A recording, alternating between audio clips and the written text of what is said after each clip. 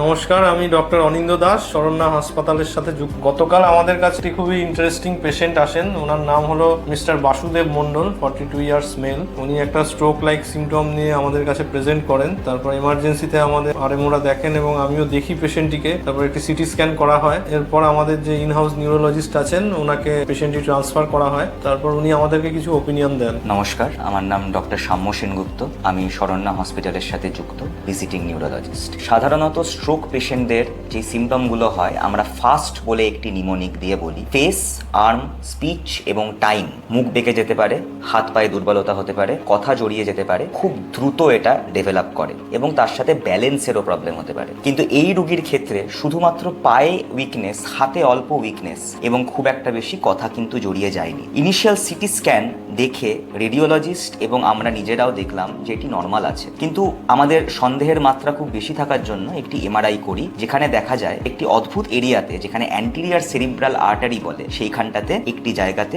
রক্ত আটকে গেছে, যেটাকে আমরা ইনফার্ক্ট বলি বা অক্লুশন বলি। এই যে রক্ত ডেলাটি আটকে গেছে, যেহেতু পেশেন্ট আমাদের গোল্ডেন আওয়ারের মধ্যে এসছে, মানে 4.5 ঘন্টার মধ্যে প্রেজেন্ট করেছে, আমরা একটি অ্যাটেম্প্ট নিলাম আইভি থ্রম্বোলাইসিস বলে একটি চিকিৎসা করার জন্য ডক্টর অনিন্দ্য দাসের সাথে কথাবার্তা বলে এবং পরামর্শ করে। এই আইভি থ্রম্বোলাইসিস করার পর আমরা 24 ঘন্টা পেশেন্টকে মনিটর করি। আমরা বেসিক্যালি ওই ক্লট যেটা আটকে গেছিল সেইটাকে গলিয়ে দেওয়ার জন্য আরটিপিএ বলে একটি molecule, recombinant tissue plasminogen activator বলে মলিকিউলটা দিই, এবং 24 ঘন্টার পরেও যেই জায়গাটাতে অক্লুশন হয়েছিল সেটা সম্পূর্ণভাবে গলে যায়, সেই জায়গাতে কোনো ব্লিডিং হয় না, এবং 24 ঘন্টার মধ্যেই পেশেন্ট তার যেই জায়গাতে অসুবিধা হচ্ছিল হাঁটতে চলতে, হাত পা ইউজ করতে, সম্পূর্ণভাবে রিকভার করে এবং সে এখন ওয়ার্ডে হেঁটে চলে বেড়াচ্ছে, কথা বলছে। এটাই বলার যে সময়সীমা মানে 4.5 ঘন্টার মধ্যে এলে এই ট্রিটমেন্টটি করা যায়। অবশ্য সেই জায়গাতেই করা উচিত যেখানে ইন হাউস সিটি, এমআরআই এবং ইন হাউস নিউরোলজিস্টের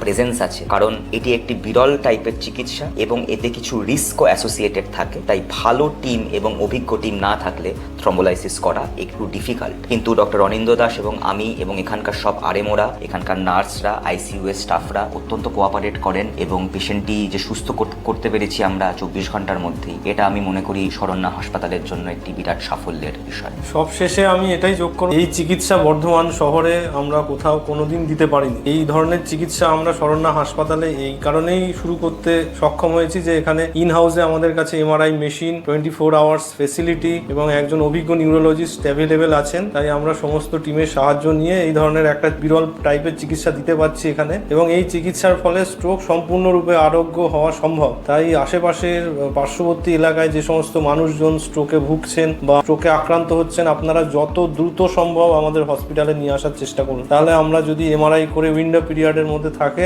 এই ধরনের চিকিৎসা যদি পেশেন্টকে করা যায়, হাই চান্স যে পেশেন্ট 100% সুস্থ হয়ে উঠবে কোনো রকম ডিসেবিলিটি ছাড়াই।